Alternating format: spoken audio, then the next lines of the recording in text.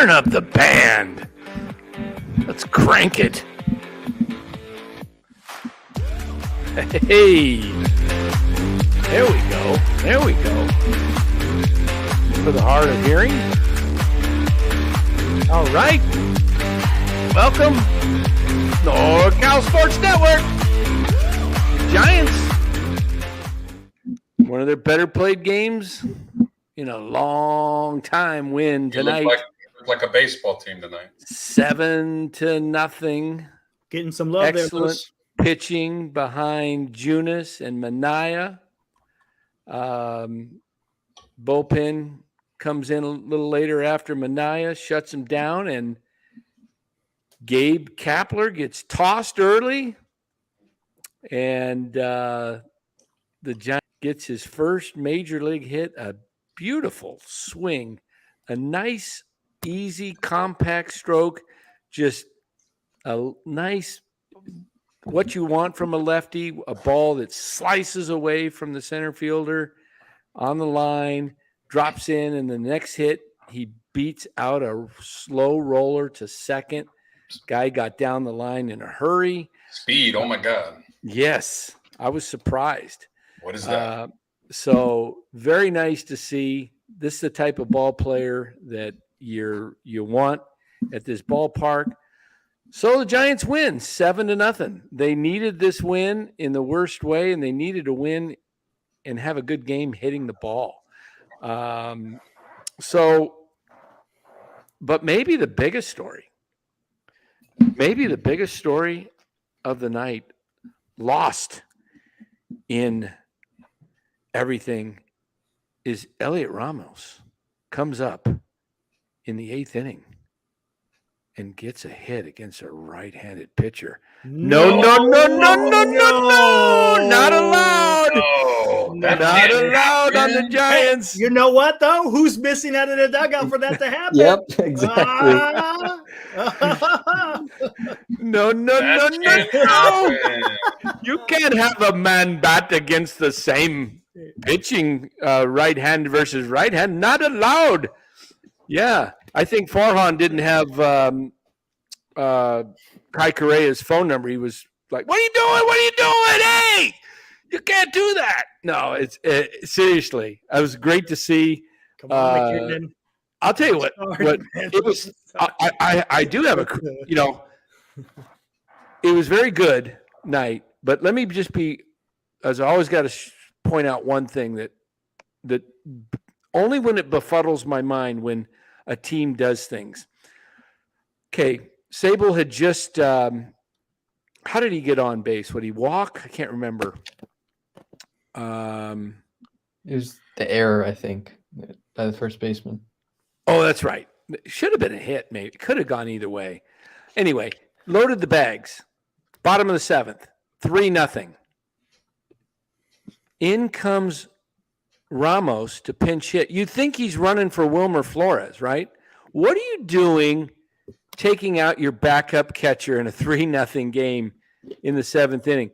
What I mean, Blake Sable is not a slow runner at all. And he's got 2 runners in front of him that are runs 4 and 5. So I said to myself, what is this, Little League? You got to get a participation inning for Elliot Ramos. Now, Ramos came around and scored on a bad throw with a pickoff from the catcher down the third base line, threw it into left field. Ramos was on second. He didn't stop and scored. I think Sable probably could have scored too, but there's no way of knowing that. That wasn't a play. It was a stupid decision to remove your backup catcher in a 3-0 game. What do you do if in the top of the 8th, Bailey gets a foul ball off his head and gets concussed and he's out? And now you got 2 innings in a possibly only a 3-run lead. And what are you going to do?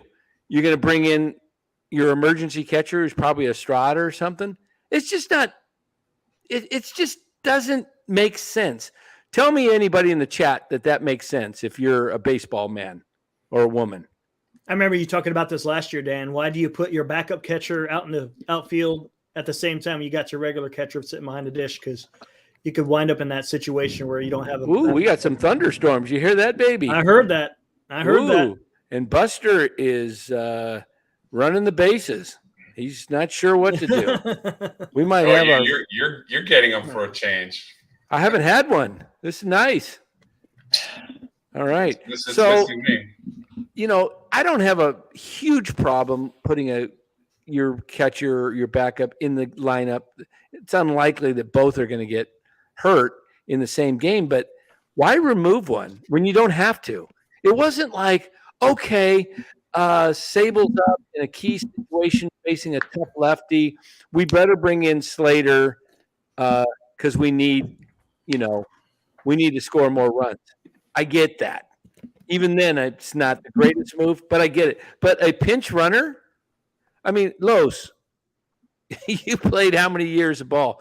What is that about? Who's making that decision? Kai Correa is the manager when Kapler's gone, so that's probably his call. I mean, or is Gabe still, calling on his cell phone to the dugout and saying, "Hey, hey, you know I think what?" It's the computer because Kapler does that all the time. Unless Kapler's just taking suggestions from Correa. Oh, he did. Siri, what do I do here with the base runner? But I mean, I literally thought of my little league days when I was like 9 and I was on the majors and I'm playing with 12-year-olds and I'm totally over my head. And it's like, oh, great, I get to go in because I get to get my 6 innings for participation for the season, So I'm thinking, what are you throwing Sable out there for as a pinch runner? It just is like, unless the guy had, which I don't think he did, the only explanation that makes any sense at all is he wasn't feeling good and they had to get him out of the game. That's it. Or he was hurt or something. Otherwise, it just makes absolutely no sense. I don't want to beat a dead horse on this, but I just wanted to point that out, that you don't have the brightest guys running this club. Okay? You have 2 catchers and you removed one for totally unnecessary. So anyway, that's my only beef of the night. And they didn't even get a hit with the bases loaded. They got a couple of runs thrown in from the catcher, but they didn't get no hit to get any guys in. So that's a little bit. Ted Mosby says Bryce Johnson has 5 hits tonight. It looked like a pretty high-scoring game. What did Harrison do? It looks like he gave up some runs. He went 4 innings, 7 strikeouts, no walks, but 3 earned. 3 earned. Okay. I saw someone tweeted out that his 3 earned. It was 2 like little dinky dunk hits and a home run. So. It's okay. Yeah, it's not bad. 7 shots. What I like is no walks. That's the important part. Yeah. Well, now he cannot pitch again on Thursday. How many pitches did he throw in those 4 innings? I'm not sure. That's one thing I don't know. Maybe I could look it up. He threw 59 pitches. All right, so he's getting his pitch count back up. Here's another thing. Please, how about you just keep Junis in the rotation? Now you're starting to stretch him out. Next time, maybe he could go 5 innings or 6 innings. Not? Right? They ought to go back to a regular rotation. I understand why they had to pull him because he's not stretched out. He's not at the endurance of a starting pitcher. Yep. But he had the stuff to be a starting pitcher. Well, they should have left Junis alone from the beginning of the year. They misused him. And he was one of their best starting pitchers last year until he got hurt. Exactly. Yep. But just let starting pitchers be starting pitchers. How about that? So here's the breakdown. They played pretty good defense, good offense, got some hits when they needed to, and got the long ball tonight from Flores and Estrada. And put them up 3-0 there. In the 5th or 6th inning, whatever it was. That was the first scoring of the ball game, the home runs, and that was enough. And then they added 4 more on. So tomorrow will be the rubber match of the series, and the Giants have to win in the worst way because they cannot head out on a 6-game tough road trip against two of the top teams in the National League that can hit the cover off the ball and being on the road. Now, I don't know what they're doing with Harrison. Makes no sense that they didn't bring him up at this point when, hey, and again, Farhan said it. He's going to go down and pitch in the Arizona League. He's coming back up to Sacramento, and he will be up very quickly. Now he's had Two this starts. is third start at Sacramento. If you bring him up for his next scheduled start, it's in Atlanta. Not a good move. I don't think we see him until the next. I hope Wednesday. our boy Liam went to the game tonight because he said he was. I think he was. He could see some runs because he flew all the way from England and he didn't get any runs over the weekend. So hopefully he got to see some scoring. He got to see a non-soccer game. He got to see some scoring action. So Los, what's your thoughts on the overall game? Then we'll go to Bora and then to Eric. Well, I mean, a few things. First of all, we always rip Kapler in here and this and that, but I give credit where credit's due. I give props where props are due. I like that he stuck up for his rookie. I like him to come out and show some fire. I love old school managers like that go out there. And sometimes when you get run for your team, it sparks the team. Maybe it did, maybe it didn't. Who knows? Although I will say this, Los, he came out after he had already been tossed. Yeah. He didn't. Oh, yeah. Good point. He didn't come out and argue and get tossed. He kind of did it in a way that's what you might call what's the name for that? What do we call that? Maybe a little chicken spread or something there. A little bit like, hey, I've already been tossed. I might as well go get my words in instead of coming out and just coming out and saying, what are you doing? And getting, I don't think he wanted to get tossed.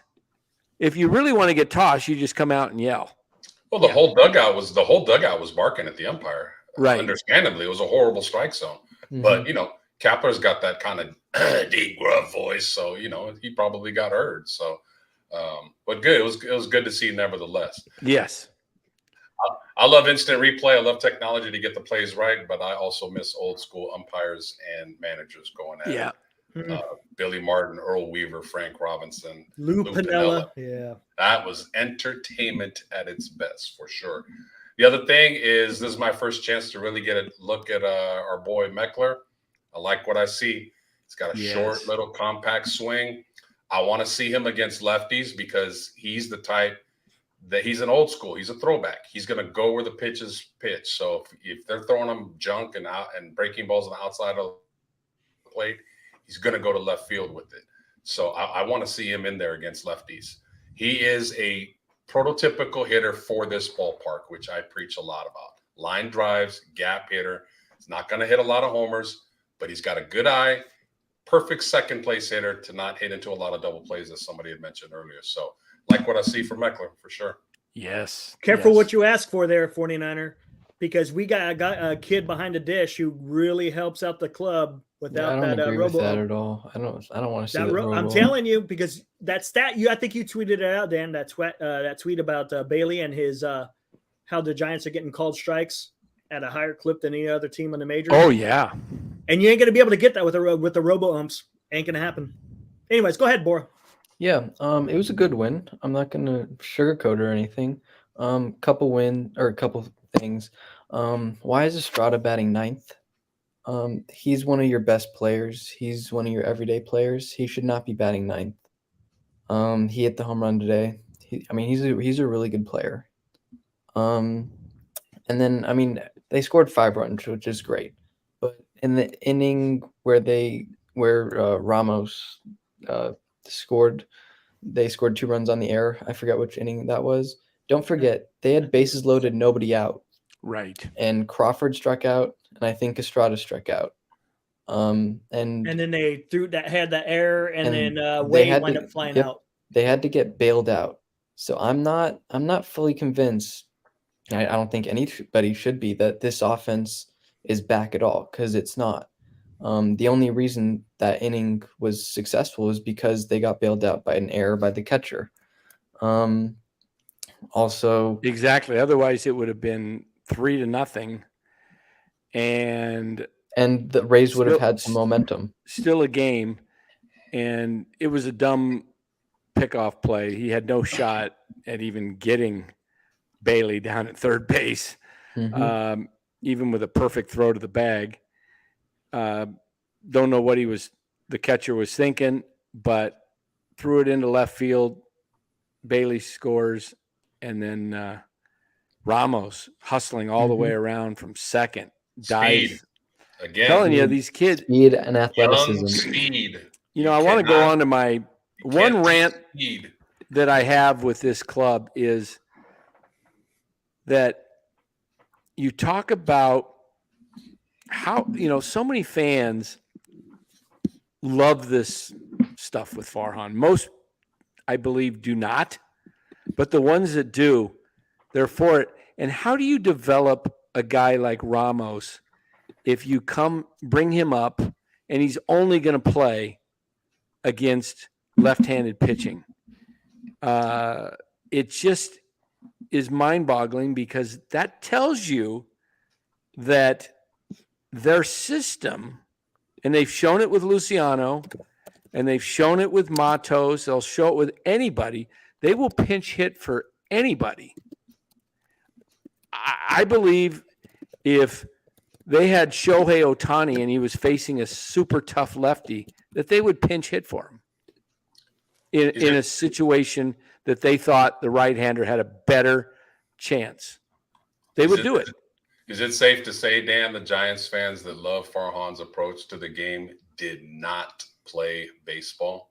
Correct. The majority of them? Yes. I bet Farhan never played baseball. He said he actually did, believe it or not. Nothing competitive. I doubt. I don't know. They anything said he didn't competitive. play past high school, but he went to school in Manila in the Philippines. So I don't know how good baseball was over there. Mhm. Basketball's big Baseball in the Philippines. any good in the Philippines? Do they know how to play? Some. Yeah, but I mean the fans that enjoy that, baseball chess and putting this guy in and matching him up and seeing what the statistics say, they didn't play the game. They don't understand the game. So that's why they like it. Not all of them. I'm not going to say all of them, but for those that understand and played it, you got to get consistency. You got to get rhythm. You got to get at bats. That's the only way you learn. Man, if I only batted against left-handed pitching, I probably would have hardly played baseball growing up, because there wasn't that many lefties throwing. Mhm. I think I may have, I learned the best guy I could hit off. There was this one guy, he was like 6'5", 6'6". He was our high school center. And when I was playing Babe Ruth, he was on a different team. But he had this long windup, and he had the ball like really high even before he let go of it. So I could see the ball all the way through, and his release was just so easy. I think he got me out once in like 10 at bats. He was just the easiest guy to hit, and he was right-handed. Now you think a 6'6" guy would intimidate a guy who's like, 5'10" at the time.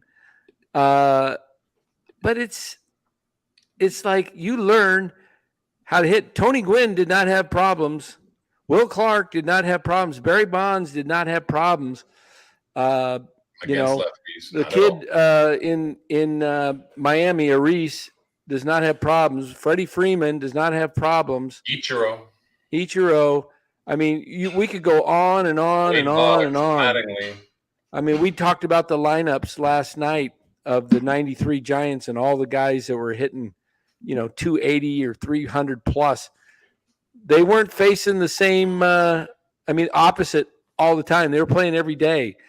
Guys, when you can hit, you can hit. And if you can't hit, it don't matter. The ball's coming, 2 feet difference from the other side. It's a fallacy of in baseball. It's just unbelievable. We brought that up to Ned when he was on. We were like, oh, well, a lot of people say that the hitting is down because they're facing instead of 1 or 2 pitchers a game, they're facing 4 to 5 different pitchers. But how many pitchers throw like different stuff? Everybody throws heat in today's baseball. I brought this up before. Nobody throws knucklers. Nobody throws these goofy pitches that they used to throw, the screwballs back in the day. It's heat, slider, curve. Some guys throw changeups. I think even sinkers are very few sinker ball pitchers. Logan Webb is a sinker ball pitcher, and he's very effective. So I don't buy the argument about they're seeing multiple pitchers and that's why they're not hitting. No, the hitting just sucks. Yeah, they're not good. They just don't know how to hit. They don't know how to go the other way. They don't know how to hit with 2 strikes. I'm seeing a lot. I watch a lot of games with the MLB package, and I see a lot of guys guessing. I see them taking. Have you ever seen guys take fastballs right down the middle for 3rd strikes like the last few years? I never have. You know why? Because they're guessing breaking ball. You don't guess. I see a lot of Giants do that. If it's close, you swing away. Especially they do guess. I mean, it's tough. Even Meckler last night said on his 3-2 pitch with bases loaded in the 7th, I think, he had just got 2 sliders, and he took them, and they were just missed the plate, the zone. And so he said, I didn't think he'd throw me another slider, so he was expecting fastball, and that's why he looked off balance when he swung in the dirt, because he was committed to the ball coming in. And it's funny, Los, Bora, you've played most recently than any of us. When you had 2 strikes up there and stuff against you, were you guessing what the guy was going to throw a lot, or did you just? No, I just saw the ball, tried expect fastball always, and then if you get something else, you just wait back. I'm not guessing on anything, especially 2 strikes. Yeah, it also depends on the count. If it's an 0-2, not a lot of guys are gonna throw you a pitch right down the middle. They're gonna try to waste one. I always personally choked up with 2 strikes. I did not. I took a lot of pride in not striking out. So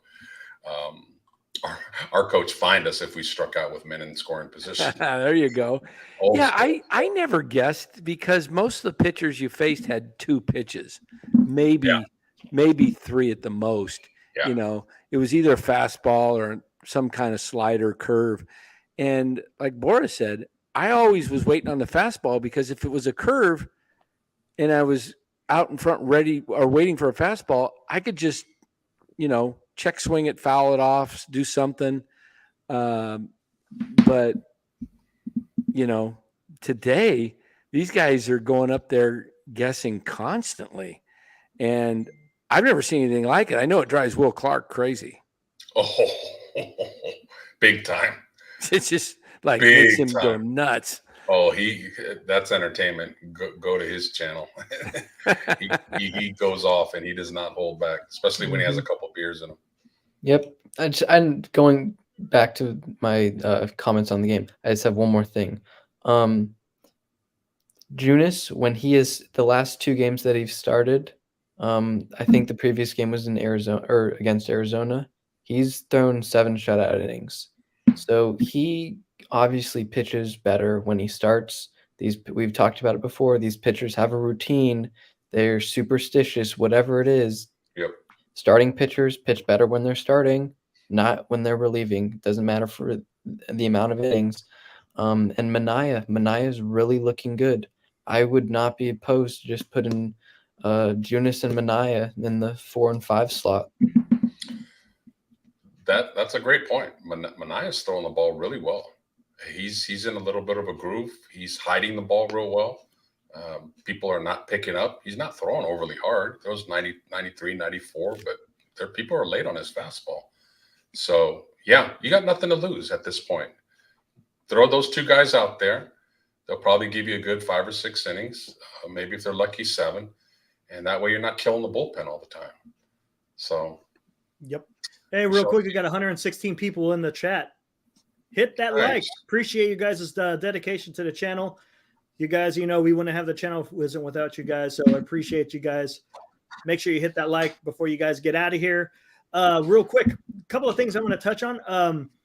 Talk a little bit about the automated strike zone. There's two different variations out there that's being tried in AAA, maybe AA too. You got the ABS, which is automatic balls and strikes. That's the robo ump. That basically the umpire behind the dish doesn't do anything. He just listens for beeps and buzzers in his ear, and he calls the balls and strikes. That's where pitchers will get squeezed. The other system they have is the challenge rule, which is really cool. Each team has 3 challenges. And depending on, during the game, if someone feels, hey, whether the catcher feels like that was a strike and not a ball, or if a batter thinks it's a ball, not a strike, they can challenge it. And then it goes to review. If it's out of the zone, it's a ball. If it's in the zone, it's a strike. That is the system that I would prefer to see. That's the system I would prefer too. And exactly. It doesn't take long. It doesn't take like long. 5 It's seconds. instantaneous. Yeah. I was there at the weekend game when Harrison was pitching in Sacramento, his first start from his rehab or from his injury. And yeah, it was fantastic. There was no delay in the game. It went straight to the video board. You could see it. Boom.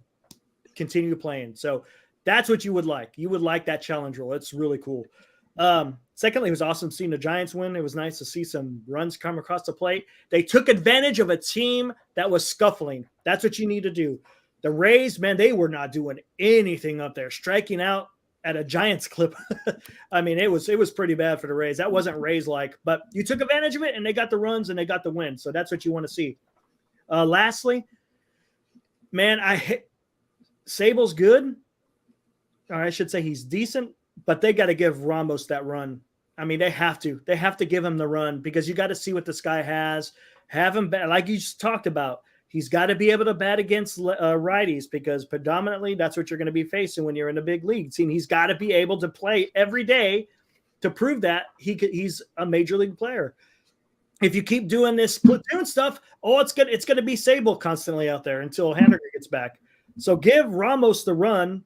And unfortunately, Sable's probably going to have to ride the bench or, come in and, give some guys some rest. But that's what I want to see. I want to see Ramos play more. I think it's more exciting. You guys are talking about speed. He provides the speed. He provides the defense. He's got the velocity coming off his bat. You got Meckler that can get on base. I mean, it's just I like what we see. Hopefully Schmidt could get it together. I think he had 2 hits today in Sacramento, if I'm not mistaken. He had 2 or 3. Yeah, he might have got another. Last I saw, it was 2 hits. Luciano, we don't know how long he's going to be gone with that strained hamstring. But yeah, I mean the future is bright with these guys. So I just want to see them get some run. Bailey is catching a lot. He's not getting many days off behind the plate. He's not. That's a good point that you make about at all. Ramos. There's nothing wrong with having your backup catcher on the bench. It's what most backup catchers do. And they come in and usually they don't even get into the game. Hey, Dan, this is a good point, Red L. Maybe take Peterson out of the DH and put Sable there instead then. Peterson's not doing much at all. He ain't doing nothing. Speaking of Jock, tonight he was able to score. Robert Rothberg scored on a play where he was they had him gunned down. His foot went up over the catcher's glove. And as the catcher then went to tag him kind of in the waist area, Peterson's hand slid across the plate. And what was hilarious was his expression. And we got it for you right here.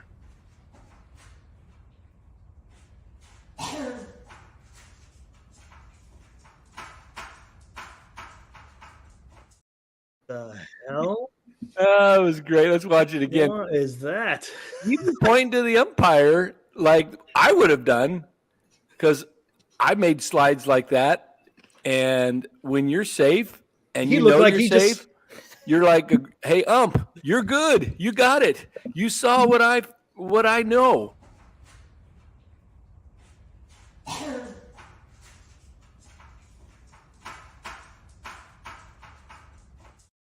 It's good to see. Fun. It looks like he just got the Red Ryder BB gun for Christmas. He's having fun, and that's what you want to see. Hey, MF, don't start that debate again. You're gonna get me going on that. He's doing that on purpose. I know. What debate is The that? 2010 2010 versus 93. Just leave it alone, man. Well, it's going to be interesting because the Giants, if they don't make the playoffs this year with their playoffs group of what do I want to call these vets? These Misfits. the walking wounded, whatever you want to call them. I heard Haniger was out in BP today, hitting bombs over into the seats. From where did I hear that from? I think it was Robbie DeVille. Is Robbie in here tonight? I'm not sure. I haven't seen him. I don't think. Not sure if Robbie's in here. If he is, say hello, Rob. Justin Kerwin, not if they don't make the playoffs. But if they don't make the playoffs, what did Justin say about playoffs? Well, no. Hold on. I know where he's going. We might want to talk about this too. The interview with. Oh, Robert is in there. Yes, Robert is in there. He says yes. Was that you, Robert, that told me? I think you texted me that Haniger was hitting. I lost my phone. Here it is. Let me look at my text here. But the Chronicle had a good interview with Greg Johnson today. Yeah. A lot of question and answers, and it looks like Kapler and Fahan will probably be back next year. I mean, that's the way it looks. Oh, I could have told you that. Yeah. I mean, but it's kind of been verified by that interview. Well, Greg Johnson said it earlier in the year, and they're happy with this regime. And again, whatever. It's yep. It's not gonna change unless they fall completely on their faces, and the media and the uproar is really demonstrative. Yeah, he still hasn't signed on. That is true. The senior did point that out. He hasn't signed, but Greg Johnson said that that Kapler and Farhan will be back next year. He said that. Maybe Kapler, maybe Farhan gets a better opportunity to go somewhere else, and he takes it. Maybe. I mean, maybe he retires or whatever. We've talked about it before. He likes to go from team to team. Maybe he's had his share of San Francisco. Are we talking about Farhan or Kapler? Farhan. Oh yeah, I don't think he's going to be here long term. I think he's a mover. I don't. Yeah. Before you guys say anything else, I just saw a tweet from Pavlovich. Wade Meckler had a sprint speed of 30.5 feet per second on his single. The only other Giant who has hit 30 is Bryce Johnson. Bryce Johnson's in the 91st percentile in sprint speed. The Giants need fast. Yeah. Meckler's faster than Matos. Yes. Oh, for sure. Yeah. He's not as quick in the outfield though. He doesn't play as good as center field. No, he's a better corner fielder. I'm telling you, what I want to see next year, I put it out, is Ramos, Matos, Meckler, and then your other outfielders, Vaughn Brown and Blake Sable, and then have a third catcher. I mean, have Joey Bart and Bailey, and let Sable play outfield, and then you have so much more potential if you have a guy that you can. So much more maneuverability if you have a guy that can. You don't have to worry about pinch hitting for somebody if you've got three catchers. I really hope Larry Bear was there tonight and heard that reaction when Meckler got his first hit. It was loud. Yeah, that again just proves my point. This fan base loves their homegrown young talent. They're starving for it. I mean, it's too bad Luciano's hurt and Schmidt had to go back down, but this is an area where you can play these guys and develop them and let them grow, and so be it. It's a rough year or two. You want to continue to try and be in the playoff hunt and win 80 to 85 games and miss out? Or would you rather lose 100 for a couple of seasons and all of a sudden you're like the Astros in 3 years, and you've got a 6-8 year run of maybe the best team in baseball, because that's how it's done. Doing it, there's two ways to do it. Either you rebuild it and let the kids play, or you go for it. Because the middle stuff isn't going to get you anywhere. This The middle stuff kills the fan base too. Yeah, this middling of guys like Slater and Yaz and Slater. all the other guys that have come through here and gone, and they're here for a year or two. The Rodon for a year, the Gosman for 2 years, it's, and your position guys that are coming in and coming out. It's crazy. Tonight they sat JD Davis, and He could use a whole week off. I'd sit him off. I'd sit him tomorrow, and then give him Thursday as a day off. So give him another day off, and let tomorrow. Who's pitching? What's the matchups tomorrow? You got them? Anybody? That I don't know. You got it? I You saw got Pavlovich sit out Walker. Well, who's Tampa sending out? Let me see. Tampa. I was surprised that Littell went like into the 5th inning. I didn't know that. He's been doing that. They Savali. What's he, a righty or a lefty? That's the guy they picked up from Cleveland. Oh, he's a righty, right? Yeah. Okay.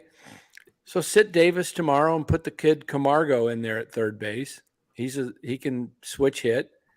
Why not Flores? He got a home run off a righty. They played Crawford again tonight. Yep. See, maybe put Camargo at short. No, they could put Estrada at short and Camargo at second.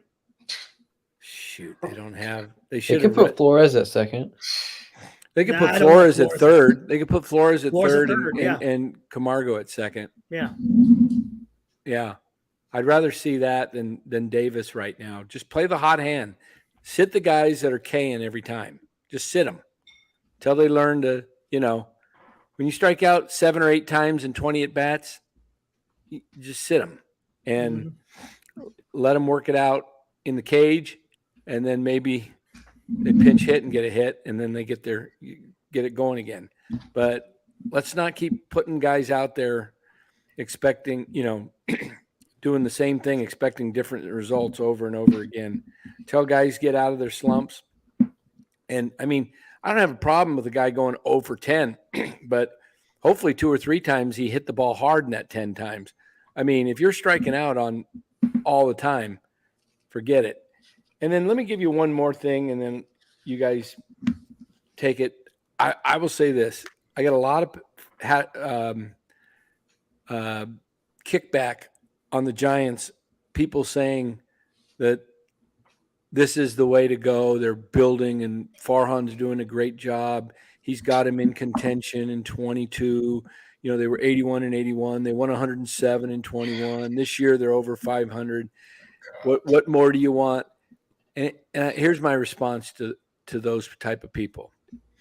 If this is the kind of baseball you enjoy, winning 75 to 85 games a year, because this is what this is kind of built for, you don't have Buster Posey having his regular year. You don't have Brandon Belt having his career year and Brandon Crawford having his career year.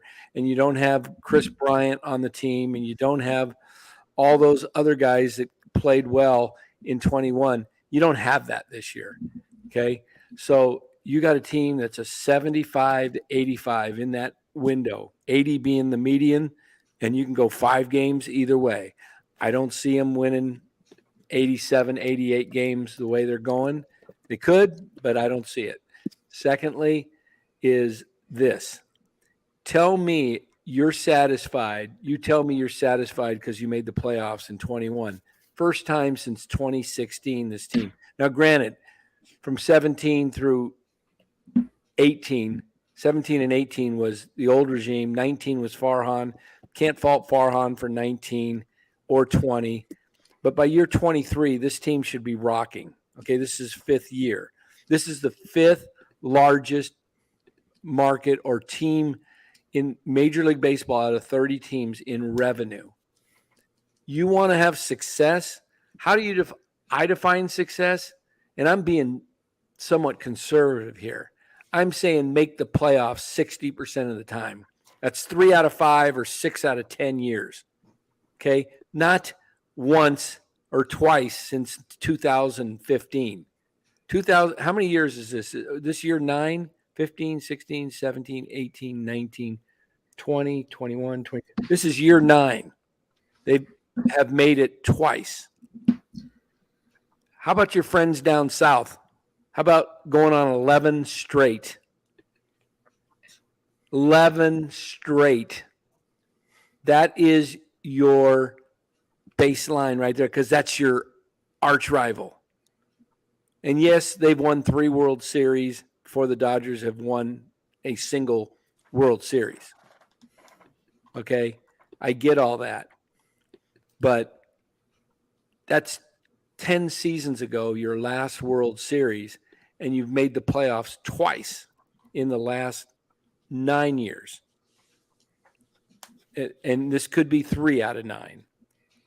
Which means what they're doing is not working. It's time for a change. Hello. It means it's not working. It's really that simple.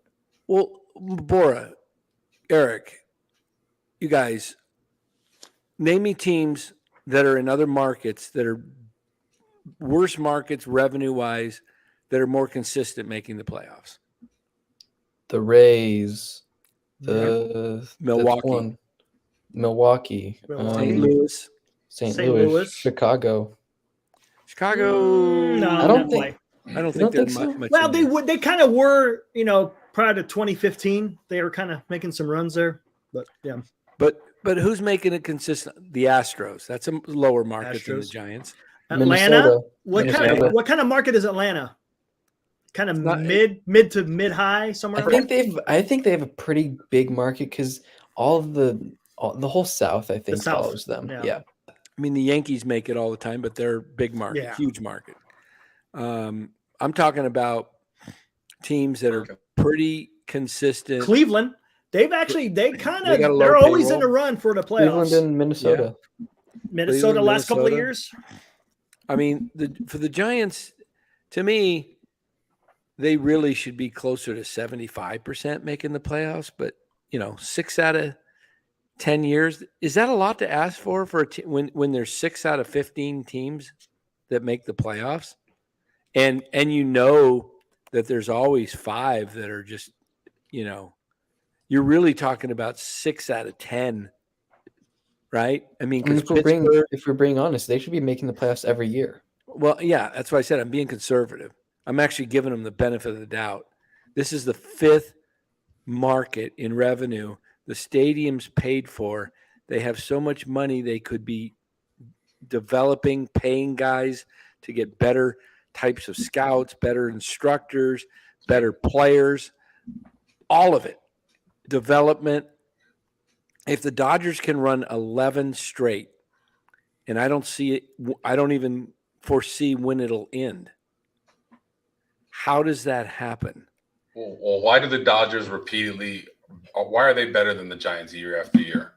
They draft better year after year. Their draft picks amount to something. Their free agents that they signed amount to something. Mookie Betts, Freddie Freeman, and Betts was an actual trade, but they have the farm system. You're right, in the trade. But they had the farm system to get that trade done. The farm system by drafting good players and developing them and keeping them, and then using them as trade baits to get established talent is why the Dodgers are good year after year after year. Conversely, the Giants cannot get players to come here for free agency. They have not drafted well, with very few exceptions. And those people that keep telling you, Dan, they're doing it the right way right now, don't know what the F they're talking about. No, I mean, because they have lower expectations. Those are the type of people that think D's are passing grades. In our day, a D, you didn't pass. They've lowered the bar. They've lowered the expectations. Like, just to win and have the ballpark kind of full is a winning season. And that's not cutting it, man. For a big part of the Giants fan base, that's not good enough. They need to do it differently. And if they had young guys in their lineup, so look at this lineup. What if next year they did go young? And what if they had the following guys in their lineup pretty much every day? Meckler, Matos, Ramos, Bailey, Schmidt, Luciano, and Estrada. 5 of those guys have speed. They're all young. You know what you're missing from that lineup? A bopper, a number 4 hitter, a guy that can drive in runs. That's what you're missing. Maybe it's Hoskins. Free agent. They haven't had that since 2005. What's that? They haven't had a bopper since 2005. Yeah, that lineup is kind of nice. That lineup has speed, it has youth, and it has potential, and it's all young, can grow together. You bring in a bopper somehow, a guy that can drive in some runs, and you got a nice little lineup. And if you have that same lineup year after year after year, that's how you build consistency. That's how you build a winner. Why have the Giants been average for the last 8 to 10 years? It's because their team is different almost every year. They just fill in with this average player and this average player and this average player, and then this guy leaves and another average player, or this guy was hurt last year. Let's get him on a cheap deal. That's not going to get it done. If you think that's great, you don't know baseball. For all those people that are pushing back, you don't know baseball. You don't. Hey, real quick, I know we got the Rays one more time, but who are we facing when we go to Atlanta, Bora? Just want to find that out real quick. Okay, let's see. That's going to be interesting. You know what? I tell you what. Yeah, Ohtani could be the big bopper, but unfortunately, that's not going to happen. No way. Well, let's think outside the box. Who could be that big bopper? Strider on Friday. Oh, brother. Oh, he leads the league in strikeouts. He might he might pull a Kerry Wood and get 20. Are we going to get Max Fried too? It's not showing up for me, Dan. What about you? Saturday is Yanni Chornos against. Hey, Liam caught a foul ball today. Nice. Awesome. Sweet. Atta boy. Wow, what nice. Hey, you want the link? You can get on here and show us the ball. Badass. Nice. Max Fried. Oh, there we go. All right, there we go. That's losing. They're getting swept. They're getting swept. They might get swept. No, Fried just came back. He came back off the IL like a few days ago. Came out and dealt, and he's probably going to deal against the Giants on Sunday. That's a sweep. I mean, maybe that middle game. Braves, I don't know. We'll see. Yeah, and everybody's saying, "Oh, the Giants pitching is going to hold." The Braves have one of the best lineups I've ever seen. Like, oh my gosh, dude! It's a historically good lineup. Acuna just smashed the ball again today too. They had every single hitter in their lineup is an above average to elite hitter. That's going to be a rough every single one of them. What did they do with Acuna, Eric? After 1 year of playing baseball, they extended him right off the get-go. Yeah. They didn't wait 4 or 5 years, did they? They knew what they had. If they had waited 5 years for him, it would have cost them 35 to 40 million. He would have been making 400, 500 million. Hey, next year's free agents, just looking here, not a lot to choose from for guys with power. You got, of course, Ohtani, and then you've got the link is in there, Liam. Possibly, well, you got Bellinger, you got Teoscar Hernandez. Don't like him. And yeah, God, I wish they would have traded for Luis Robert. Man, damn. Rhys Hoskins, he's got some power. Oh, Jorge Soler. See, but you make him a DH, I guess. Yeah, make him a DH. Yeah. I don't want him blocking one of my young outfielders. Exactly. That's what we got to be careful of. Same thing with Bellinger. I would love to have Bellinger too, but he'll block an outfielder. No, play him at first. He's a good outfielder. We'll play him at first. Play him at first. Well, no, we could get Rhys Hoskins as well, though. You can rotate them. We'll get one of them. Get one of them. Okay? Get one of them. Yeah. Get one of them. I mean, that's the problem. They don't get any of them because they wait. So that's really about it on the it's a bad draft this year. Hey, Bora, one of the Japanese guys, what position do they play? One of their better hitters that is coming out. Are they outfielders, infielders? I think they're outfielders. Damn. So you need a bopper at first base. You know what? if you can get one of those guys and they're really solid and they're good, then use some of your younger guys and go get a player that's under control, a solid player for a position that you might need, whether that's Bell's starting to heat up for the Marlins. He's starting to hit with power. Giants could have got him. They were showing They could have got him cheap as a first. I mean, I would be willing to trade, like, if I had a really good 22, 23-year-old guy that was killing it in the minors, he was a top prospect, and he was a second baseman, and he's got speed and he can hit, I'd be willing to move Estrada, just because by the time they get really good, Estrada is going to be ready for free agency. Hey, we're bringing Liam here. He says he's only got a couple of minutes. Hey, look at that. It's got the Friday orange on. Yeah. And there's the foul ball. Look at that. Who hit it? Lamont Wade. Nice. Oh, cool. Nice. Did you catch it or did it bounce to you? Caught it. Awesome. Really? Did you Glove bring or a glove or did did you have your bare hands? Yeah, I had a glove. Yeah. Yeah. Wow, that is great. That is That's a what section baseball were fan you? right there. What That's section were awesome. you sitting in? Club level T19. Yeah, club level gets Oh foul yeah, ball. 109 lefty Wade. Yep, that's where they go. My seats were in 223, so you were pretty close, even with the first base bag, then, right? Yeah. Pretty close. Yeah. That is fantastic. Did you stand up and tip your hat to everybody, Liam? Oh yeah, I was getting high fives from everyone. Nice. Did it get on TV at all? Damn, I bet you was on the radio. Shit, I should have listened. Hey, Liam stands out with that orange, man. You can't miss him. I guarantee you they would have called you out on What the radio inning for was sure. it? First. The First inning. Let me see if I can do a replay of the game here. There you go. You might be up. Yeah, you might be on TV there, Liam. Maybe. You might be famous. I wasn't wearing the orange shirt though. How's the weather in the city right now? Kind of 70 degrees. Humid. A bad system, or it's a weird system came through, and it is hot and humid. Even in the city, it got humid. What kind of restaurants have you gone to while you're out there? Curious. We've gone to Olive Garden. Olive Garden? Los, he's like, what? You went to Olive Garden in San Francisco? Come on, man. You caught a baseball. Places. You could walk. There's a lot of good places. Olive Garden? Man, what? Popeyes wasn't available? We've been Popeyes. Teasing, oh, there's some great places to eat. That city's got some amazing restaurants. Depends on what kind of food you like. How long are you there for? I'll go back tomorrow. Damn. I was gonna say, what area are you staying at? I can tell you where to go. Pacific you're in Heights? Pacifica? Okay. Nice. Yeah. Pacifica? Oh. Go to Nick's. Go to Nick's seafood restaurant right on the ocean for lunch. What time's your flight? 7.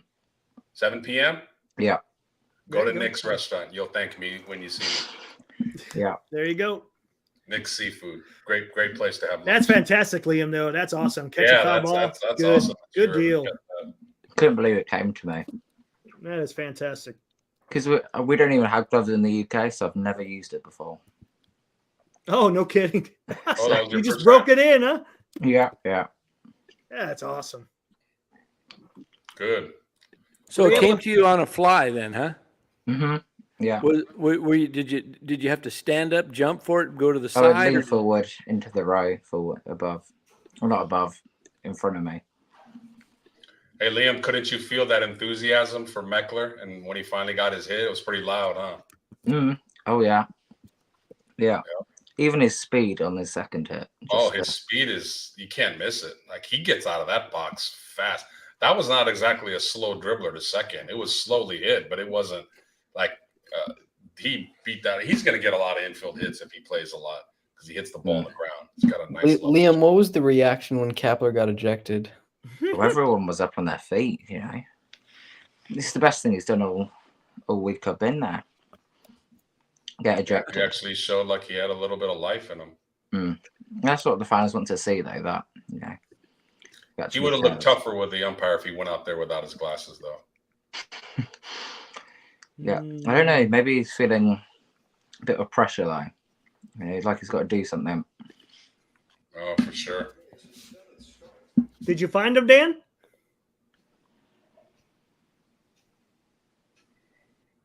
I think he's looking. Wait a minute. Did you say who was batting? Wait. Come on. So it was the very first batter in the first inning. 109? He No, said 219. 219. 209. 2-1. 219. Oh, 219. Oh, you were on the third base side. Yeah. Okay. What am I? Okay. It looked like it was the first pitch, but they haven't showed it. Let me see if they. Sometimes they go back to it and show it afterwards. Did they put you up on the scoreboard, Liam? Don't know. I was too busy taking photos. Hell yeah. Yeah, I'm famous. Well, the seal came right behind me. Lucille? Oh, yeah. Nice. Yeah, it had like 5 seconds after. Well, they should show that. Jim on base. What's up? Hey, good to see you. Hey, Jim. Awesome interview with Bochy today, man. That was great. He's got a lot of new stuff up there, guys. Check out the Jim on Base show, man. The interviews are just fantastic. Go see them. Boch, huh? Mark Cope Yeah. saying to go to It's a In and good Out, one. Liam. Good. Yeah. No, go to Nick's, man. You'll like it. Go to North Beach. North Beach has some good food. Oh, it's You bet, great Jim. food, but he's on the opposite side. He's over there in Pacifica down the coast. Next time. North Beach is great for Italian. So it Yeah, that seems like Bochy interview is a long one, too. It's like 6 minutes. It's really good. That's great. That's awesome. Hey, we may have. Let me see if I got any confirmation back. Is here. it? It's closed on Wednesdays? Oh, that's weak. When did they do that? Why the hell would you close on Boo. Wednesdays? Oh, Lowe's giving bad info. Hey, they never closed on Wednesdays before. I don't know what they're doing there, but that's Mark Hope. I don't Hey, know. tomorrow night we'll probably the game's tomorrow at 12:45. We'll probably do a night show though about 8:00 instead of a afternoon post game. We may have Jeff Young from fantastic. Good. Fansided tomorrow with us. Got to confirm it, but he did Ooh. say tomorrow may work. What do we got? Jim on base says he's got 28 minutes with John Miller today. Ooh, Hope to get it out nice. soon. Awesome. That is Yeah. awesome. Jim getting the best interviews. That out is there. awesome. Dang. Yeah, you guys got to check out that channel. It's really good. Support him. Yeah, I'm Yeah. gonna head out now. Okay. Hey, take it easy, Liam. Thanks All for right, sharing. Liam. Hey, thanks Yep. for joining. I was hoping that they would show your catch, but they haven't. Haven't If they do show it here in the next few minutes, we'll put it on. Yeah. Awesome. All right, Safe travels home, huh? Yep. I'll try Nick's another time as well. For Awesome. sure. Yeah. Did you you said you got here what? Monday or Last Sunday? Wednesday. Or were you here for the series against Last Wednesday we arrived. okay, that's right. So you were who were they playing last week? I've already forgot. Texas. That's Texas. right. Texas. So you got the Texas. So you went to all 3 Texas games? Yeah. Yeah. And tomorrow you're going to go to the afternoon game? Mm-hmm. And then you got a flight at 7 Yeah. out of San Francisco, hopefully? Yeah. Okay. Yeah, he's right there by the airport. It's not too Game will end about 3. Yeah, he's you'll good. be able to. What do you have to do? Carry your suitcases into the game? No, we'll just leave them in the car. Be Oh, careful. you got your own. Careful. Ooh, be careful about that. Yep. Yeah, careful. Seriously. Yeah, be very careful. Make sure Especially you in have San Francisco. Especially in San Francisco. Yeah, park in a Giants lot that has security or people manning the lots. Yeah.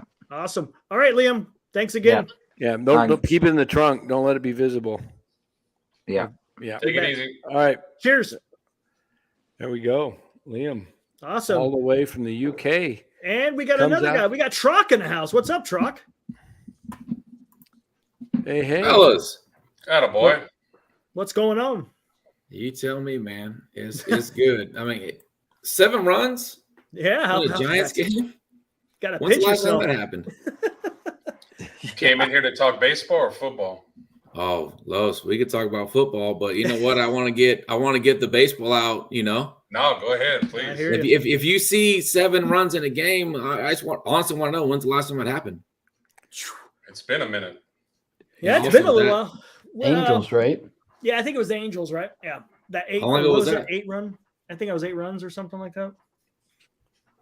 Yeah. Yeah, but it's few and far between. Yeah, they were not doing nothing with Littell for 5 or 6 innings. So Up to last night, from July 19th to yesterday, that the Giants are averaging like 2.9 runs a game. Just not going to get it done. But today is a little bit different. But we'll see. The thing I'm looking for is that it's got to be sustained.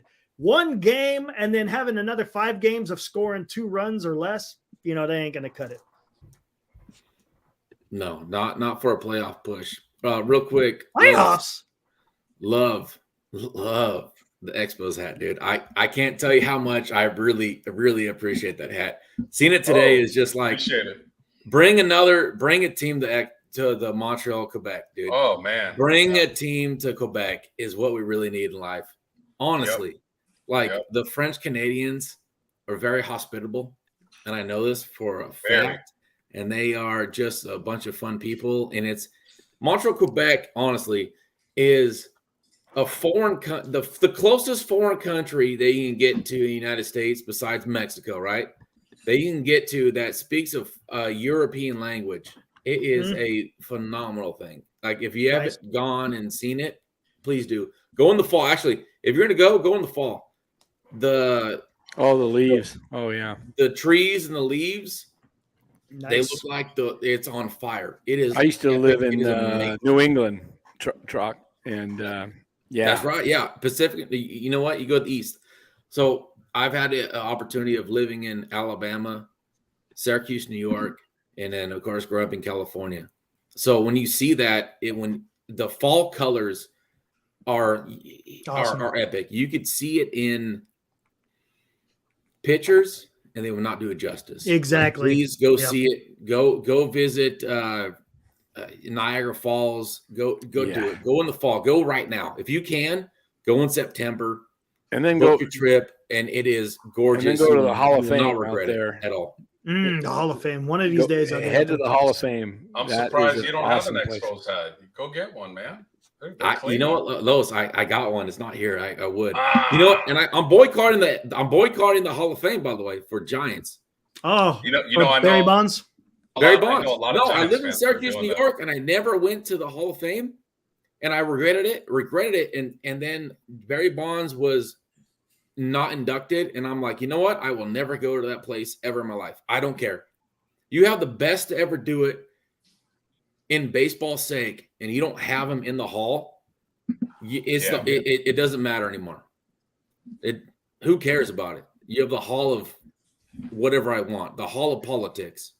It's not the Hall of Fame; it's the Hall of Politics. Yep. Barry Bonds is the best player I've ever seen in my life, and counting every other player that has gone in as of or after him, he's the best player that has ever walked this earth.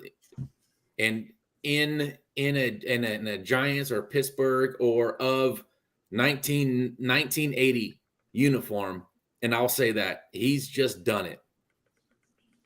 Yeah, no doubt. Man of conviction. I can't blame you for that. That's awesome. Yeah, I'm not gonna lie. I went in 17. I thought he was eventually gonna get in by now. While I was in New York and did a East Coast road trip, went to Fenway, rented a car, went to Cooperstown, and then went to New York and saw the Giants play. So that was a hell of a trip. If Barry somehow gets in, it's definitely a place to visit. The history of the game. If you love the game of baseball, it is a fantastic place to go. But I feel you. A lot of Giants fans feel the same way, man. And it's cool that you made the trip to Fenway and you made the trips to the different baseball parks and seen the culture and what's going on. That's the coolest thing. Loved it. Loved the intensity of the fans over there. They weren't looking at their phones. They were watching the game. There were 3 females sitting behind us that they were keeping book and knew everything about the game. Loved it. And they looked good too. So they were smart and they looked good. So yeah, East Coast is a whole different beast out there. Isn't that something though? Yeah. Yep. That's what it is out here. Love the lobster rolls in Boston, man. And as fans, like I get, and I catch myself, I'm way too involved. And there are times where I'm like, you know what? I will say things out of cuff, and I'm like, I'll wake up the next day and I'm like, oh, I shouldn't have said that. You know, I'm just as a fan, like it's the emotion gets me. I bleed for it. I feel for it. I want to say something. I say things in chat and whatever else, but it's a certain thing that goes on, and for baseball's sake or sports sake, and Bay Area is different, and we can also talk about football if you like, because there's a lot of things that are going on in the football sake of the 49ers. Bring it on. Bring it on. What's on your mind? I know you have a big, strong feeling. Yeah, we're an hour and 7 minutes in, man. It's time we're done with the Giants game tonight. Yeah. KNBR was all over the whole, is Trey Lance ready? I guess some sports guy, I don't know who it was, but Papa was talking about him. He kind of didn't agree, saying that Trey cannot run Shanahan's offense. But Papa disagreed, saying you haven't even given this kid a chance yet to even say that quite yet. But yeah, it's more quarterback I don't even know how KNBR. Papa says that. Papa just came out yesterday and just Yep, said, he just said that that's weird. That it's Purdy's team and that Darnold is second, and Darnold could push Purdy for the one job because he's got the arm and he's got the experience. He basically said Trey is not even in the running. So I don't that's know. Interesting. That's interesting. I watched hear him say it myself. It's on Twitter. The Niners have other problems. Quarterback is definitely an issue if Purdy does go down, but they have other problems. Their biggest problem may be the offensive line. Yeah, their whole line. It is. They did not address that in the offseason, and this is a team that gets quarterbacks injured. You would think, like when Kansas City, when Kansas City got mauled in the Super Bowl against Tampa, what did Andy Reid and the GM do the next year? Reid did the whole line. They did that whole line. They got Brown from the Ravens. They drafted a couple of kids, and they just redid their whole line. You have to protect your quarterback in this game, man. You have to. That's and why the Rams were no good last linemen, year. They drafted a kicker, and they drafted a booty-ass tight end, lot 2 in the 3rd round, who just, he was a linebacker, and he just became a tight end 2 years ago. You don't spend a 3rd round draft pick on him. They could have got him in the 5th round. He was projected to go in the 5th round. No one was taking him before the 4th. Nobody was taking him. They always reach in the 3rd round. I know the 3rd round they reach. Fred Warner's the only guy they've gotten good in the 3rd round over the years. They have missed so many times. But if one of the Niners TDP could be good this year. They're in trouble if one of the old linemen go down. They picked a kicker and a tight end, and then Blake Freeland and DeJuan Jones went like 10 picks later. Here's a question. When the Niners were playing the Raiders, did they start the O-line, or was it all second string? It was all second string. It was all their backups. But that showed everything that you needed to see. And Trent Williams is going to miss a couple games this year. They're very top heavy. They're not as deep a team as you think they are. Linebackers are deep. Even the D line is kind of Wide receivers secondary is no slouch. Yep. With the Niners, offensive line, defensive tackle, defensive ends is an issue. Obviously, the Raiders ran up the gut every play at will and just owned them, right? Yep. Offensive line was an issue, and interior offensive line was an issue last year. I'm not worried about the interior. I'm worried about the tackles. Because Hargrave didn't play, for the offensive line. Yeah, you're talking. Well, your left side is pretty solid. He's a Hall of Fame tackle going in. There's a guy He's great, but your left side's pretty good. You got Banks and Williams. The right side is McKivitz. I like Burford. I don't like McKivitz. McKivitz is coming in, and the reason that McKivitz is better than McGlinchey is he's a better pass. McGlinchey struggled in run protection, or was it pass protection? Pass protection, yeah. And the other one that's going to be in a pass protection better. So they're trying to protect the quarterback, which is fine. Here's the whole thing about this. and I'm going to say this right now and like break down because everyone wants to hear about the quarterback.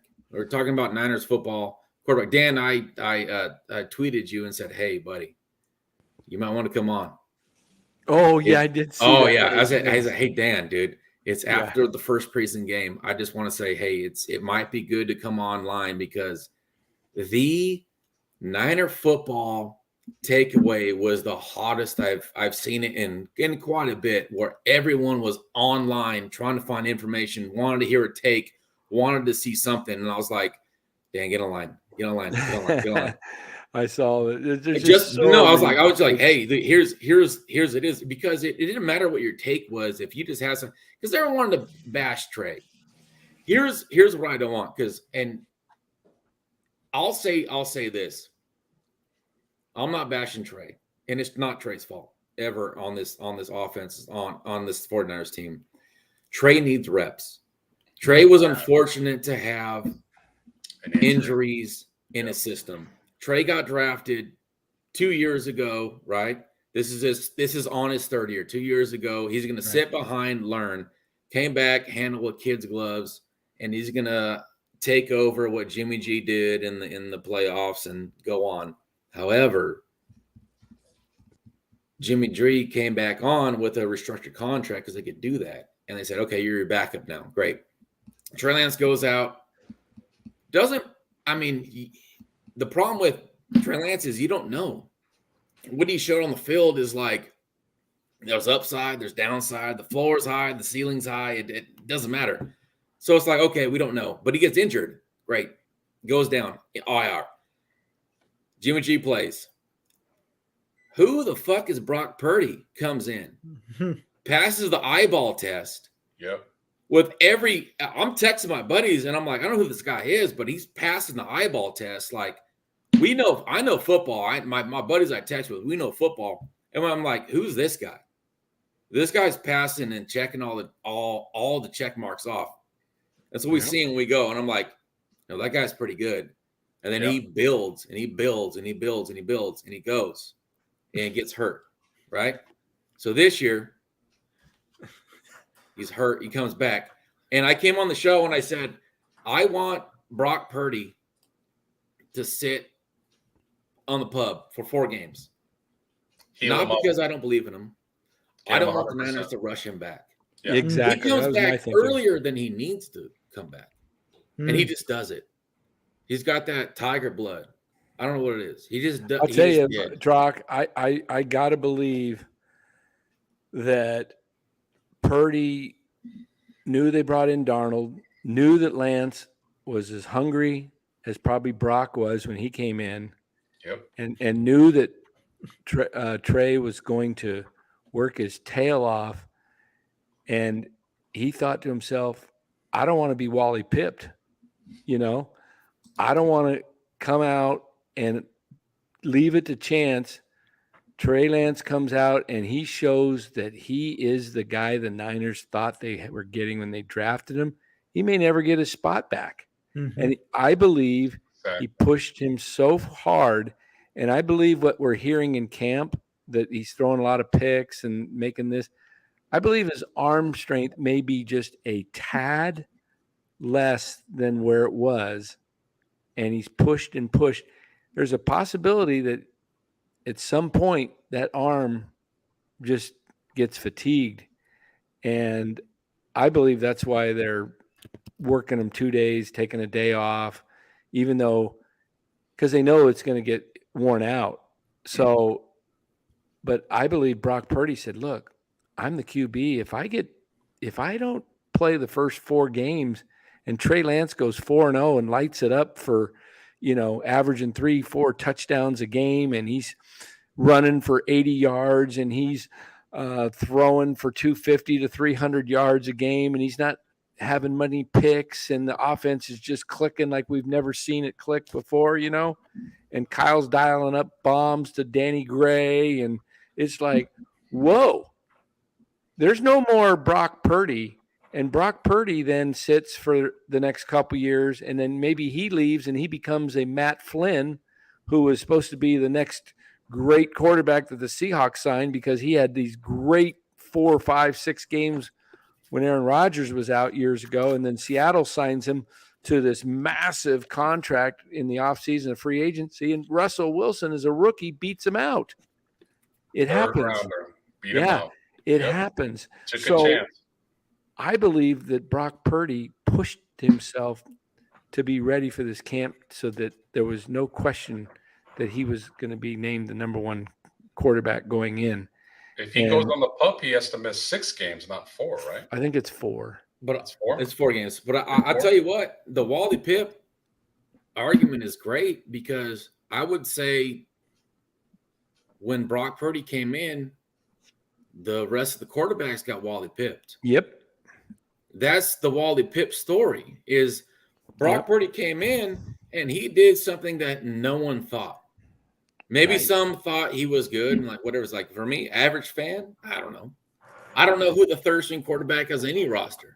I don't know. Like this is an interesting year. We're talking about 4 quarterbacks on the Niners roster, and we're like, oh, now it's a microscope.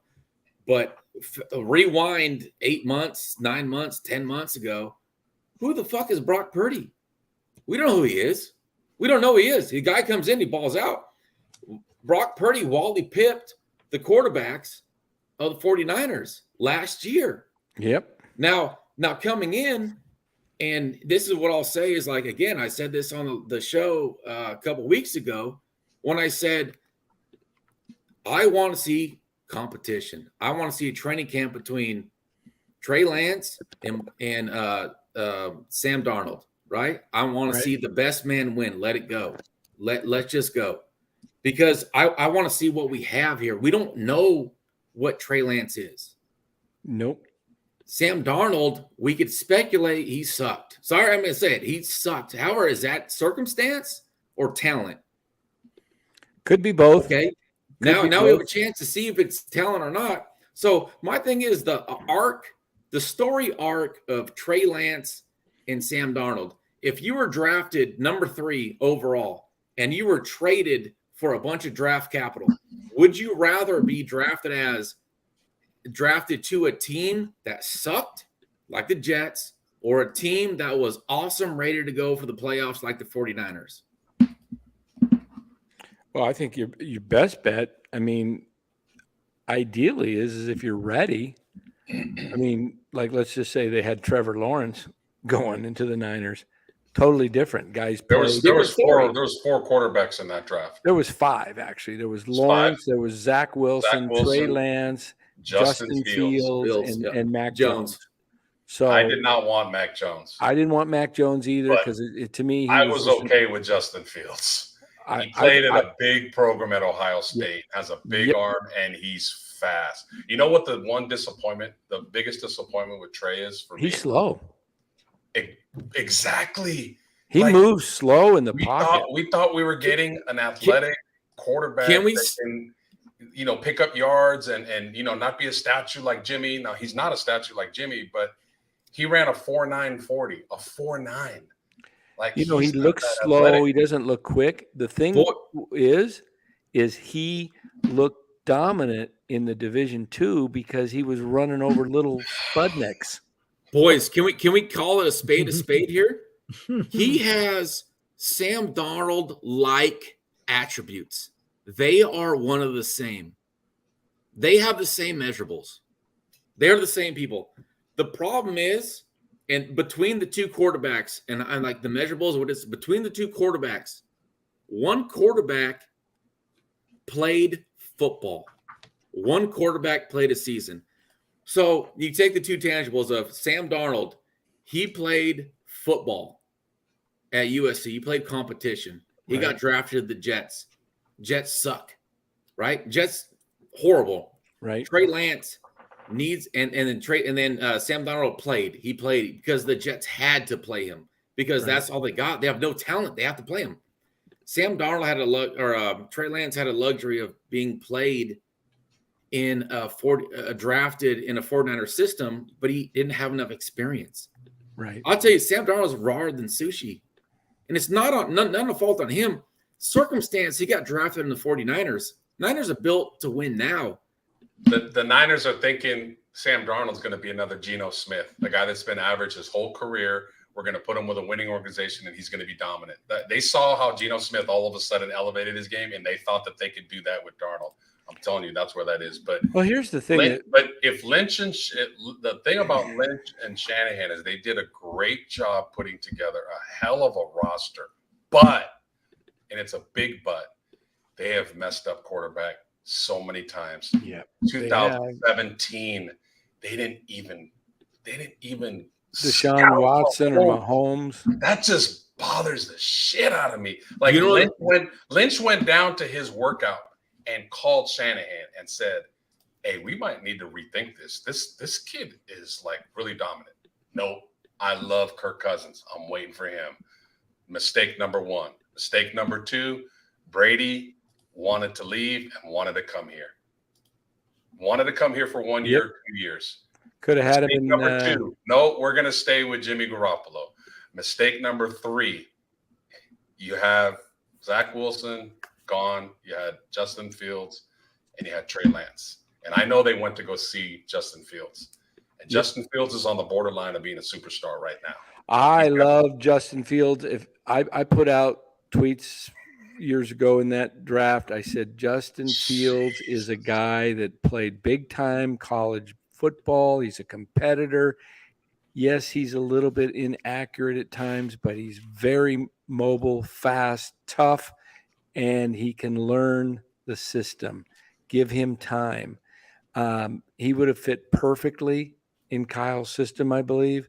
What Kyle wanted to accomplish, create a different thing. Because Kyle saw what happened when they got beat by Mahomes and they got beat by Josh Allen. He realized, look, I can't beat these type of teams that have these dominant quarterbacks that can just take over a game. I mean, you saw the AFC game. I don't remember if it was a championship or division game when it was Buffalo and Kansas City, that overtime game. That was one of the best playoff games I've ever seen. It was two men controlling that game, both sides, superstars. And Kyle realizes I got to have that. See, that's where I worry about Purdy. Yeah, can Purdy get you far? I think he can, but can he beat Mahomes? I don't think so. I don't know. I don't think he can beat Mahomes. Defenses can't win Super Bowls like they used to because they're handcuffed. The Niners had a dominant defense in 19. They couldn't beat Mahomes. Philly had a dominant defense last year. Again, Mahomes beat them. A dominant quarterback is better than a dominant defense. Now, if this was the 90s when defenses could lay the smack down and whoop your ass and not get flags all day, but not anymore. I'd push on that for one reason only. Is so Trey Lance's film this weekend, when you look at it and whatever it is, the biggest problem with the Niners is 3 and out. Because when you have a defense, when you could have a defense that rests, and this is Harbaugh. This is Harbaugh as well. This is not just Trey Lance. I'm not picking on Trey Lance. I'm just using an example. Is when you have a dominant defense in the NFL, when you have an opportunity to have them rest and be as potent as they are, but as an offense, when you go 3 and out, 3 and out, 3 and out, and they don't rest and they tire and they tire and they tire. When your best players tire on defense, they're not as effective as they are. That's the biggest problem with the Niners offense. It's scheme. That's on Kyle. There's no problem. It's on Kyle. On quarterback, great. You got to move the change. That has to happen too. But you have to move the chains in order to incorporate an awesome defense. We could see that also on the flip side of this last year when the Eagles let their defense rest because they knew that the Niners can't do anything. They can only run the ball one-dimensional. When you do that and they rest and the offense comes out and they can do whatever they want, it's a problem. We can't have that. And it's not on Trey. The Trey Lance decision to get drafted is not on Trey. As a player, should he have come out? No. As a man, should he have come out? Yes. He got drafted. He got paid. Congratulations, young man. You got paid, and you're going to do well for the rest of your life. as a football program that is set to win now, that drafted that young man did him no service. And unfortunately, Brock Purdy balled out for 8 games at the end of the season like we haven't seen in quite a while, and it took the league by storm. That's what brings it all back and says, now we're looking at, in all honesty, we're looking at Trey Lance as you are due $10 million now, $10 million next year, and $20 million as an option later on. Are we better off trading you for a name a pick, 5th round, 7th round, 6th round to get the dead cap money off the books to pay players like Nick Bosa? That's where we've come. It's a business move. We're making business move in this Niner team. It's not that we dislike this guy. It's a business move to move him, because if you cut him, it's dead cap money. If you trade him for anything, it's money off the books, and you get to maneuver your players around you. Brock Purdy is a luxury. He's a free agent in 2027 on the books. Starting quarterback, 2027, makes less than $1 million a year. That's huge. And you build your team around that. You build your team around that. You have the luxury. I go on comments and I say things. I'm like, hey, this year might be the year you trade Jawan Jennings. Not that I dislike Jawan. I think he's a baller. I think he balls out. But you're not going to have any value later on next year. When you get rid of a player as good as he is, you get something in return. What's the value of the player? What value propositions do you have with any Niner player that you have in the team right now? Right, the linebackers a lot, right? You have it with running backs, pretty fucking good, and wide receiver. Your 3 capital positions, and then quarterbacks a luxury where you have 4 quarterbacks that could actually play, or 1 develop, or a ceiling. The biggest problem with Trey Lance, and I'll say this again, biggest problem with Trey Lance is his highest upside was the unknown. His highest upside was the unknown. He was paraded out this Sunday, and we saw some things that we thought, holy shit, this guy has not improved. Yeah. That trade market value goes way down. Yep. And is it on him? Maybe a little bit on him. It's got to be a little bit on him. They might in the NFL. If the unknown is there, it wouldn't have been the worst idea to start him right from the get-go. Right from the get-go. Yeah, he would have been wrong, but he would have learned. He would have learned with reps right away. I mean, some rookies, all the rookie quarterbacks that are coming out this year, C.J. Stroud, Brian Young, and the kid from Indianapolis, Anthony Richardson, all named starters. And 2 of them are raw. But let's just be real. Let's just be real here. The Niners made a big mistake in drafting probably any quarterback in that draft, because they were ready to win, and they weren't going to put a rookie quarterback in to play, whether it was, unless you got Trevor Lawrence. Yeah. Okay. Justin Fields would have probably flopped, and they probably would have missed the playoffs in 21. They went to the NFC. 21, Trey's first year. Super Bowl, NFC Championship. Jimmy G's set on the sidelines. Trey Lance comes in. Injury this year. We go on. That's how the arc was. What happened in 21? Didn't they get to the NFC Championship? Against the Rams. Yep. And then 22, they got to the NFC Champ. Yeah. So they got to the NFC Championship. That wasn't going to happen with any rookie quarterback. So the mistake was their philosophy of trading up to get a franchise quarterback when there really wasn't a franchise quarterback at number 3. The only true guy in that draft that looked like a lock was Trevor Lawrence, and we know he was going 1. They thought maybe Zach Wilson might fall to 3, I think, is what they really wanted. I think they did want him. But ideally, you could have stayed at 12 and drafted, a great player. Parsons or they could have moved up and they could have taken Dan. Jamar That Chase. conversation is a road that hurts all Niner fans a lot. What could you have done with the picks you had at that particular time instead of Trey Lance? Build the O-line more. It hurts. All right, what's the biggest need we have on the Niners? Offensive line, defensive line, anywhere. Plug any player out and go. Micah Parsons. Yeah, how about the year they drafted Kinlaw? They swapped picks with Tampa Bay. Tampa Bay moves up and takes Tristan Wirfs at the tackle. Great tackle. Yep. And then they get Kinlaw, who they've got nothing out of. And then if you would have kept that pick at 12, you could have got a really impact player. And then the last 2 years, you would have had number ones in 22 draft and this year's draft. Well, that particular pick you're talking about, Dan, that's Buckner. I'd rather have Buckner in my field than any of those guys.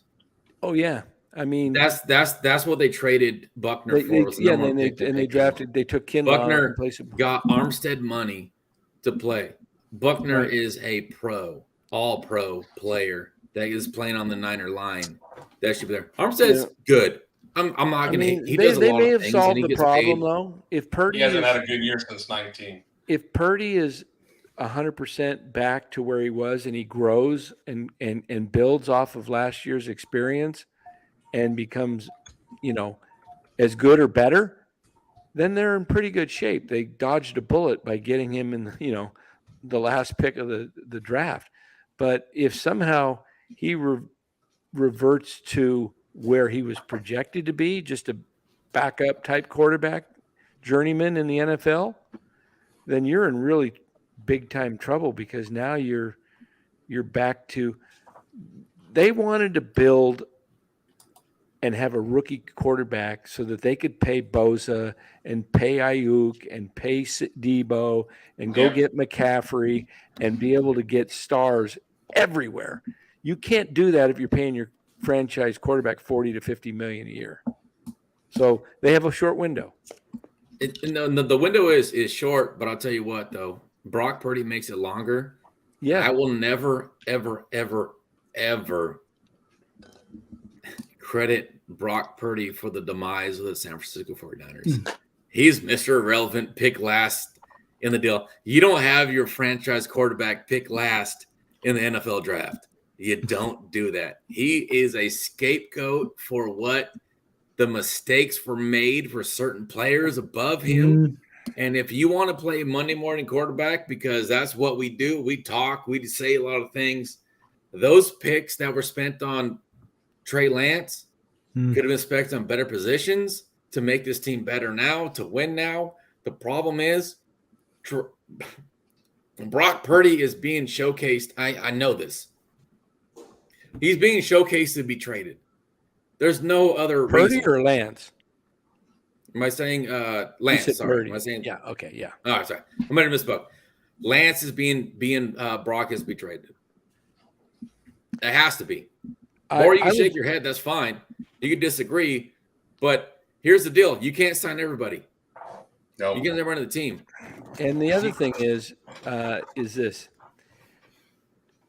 I'm kind of surprised because I watched the videos of North Dakota State, and I saw like a freak as a quarterback, a dominating guy that was running through the line of scrimmage and running 40, 50 yards downfield, plowing over people, sidestepping people. And now when I watched him, especially against the Raiders, when I saw him roll out, I thought, oh my goodness, he can't even escape. He's slow. Now, what that tells you is, because I had guys I watched was I played high school football, played a year of college. I saw guys dominate that were unbelievable in high school, running backs, and then they got to the next level in Division I, and they did nothing because all of a sudden everybody was faster and stronger, and the guys were getting stuffed. When you see a guy like Trey Lance, it's like when Ned Coletti says, well, it's kind of tough to judge a high school hitter who's going out and just smoking high school pitching because we don't know if he's a great hitter or if he's just, beating up on inferior competition. And the fact that Trey Lance was able to do what he did at North Dakota State, and it hasn't translated. I'm not talking about into his numbers yet because he hasn't had a chance. I'm talking about just in the eye test. It doesn't even look like he is that able to escape at all. And I was shocked because I thought that was a huge part of his game. And that's why I was thinking, hey, Lance is going to be a guy, if he gets the job and he can escape guys and run around like Josh Allen and run for 12, 18 yards on a broken play and get a first down and not run him up the middle, but run him out the side, and he beats guys, the linebackers off the edge, and he smashes into a cornerback and knocks him. That's what I thought the Niners were getting. And I think maybe they're starting to think maybe that's why they're not as high, because they're not seeing that. And the fact that he takes a little more time because of his lack of experience on his progressions, getting rid of the ball not as quick as he should get rid of it, that may be the one reason they're not as high on him. But I think to Los's point, and yours too, Truck, is if he was to get in and play, which they don't have the time to let him play, I think he could develop and become a pretty good NFL quarterback because he's got the heart, he's got skill, he's got a rocket for an arm, and he just needs to learn the position.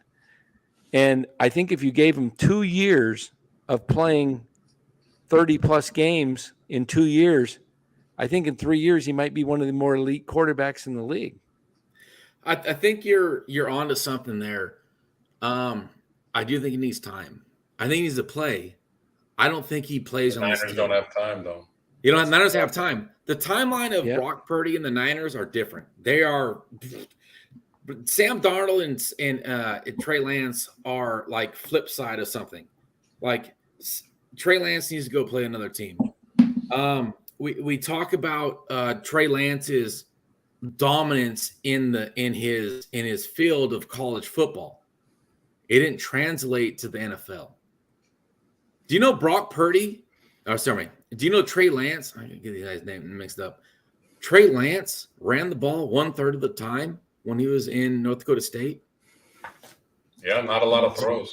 Not a lot of throws. Do you know the knock on Brock Purdy is he's Carson Wentz, which is the most ironic thing ever? Carson Wentz is the reason why Trey Lance got drafted anyways, because North Dakota State they're the same college that Trey Lance and Carson Wentz went to. Two different players, but it just comes on. But he needs time to play. It's not that he's a bad player. He's not a runner. He's not Lamar Jackson. He's not. Mitchell and Ness. Yeah, I did see him in college. I saw all of his plays. I watched every one of his highlights. And yeah, he did do a lot of play action at North Dakota State. That was one of the reasons the Niners took him. And yes, he did escape, and he made a play. He also, I saw him leap and throw for the first down, which was a really good play. But he's got slow feet in the pocket.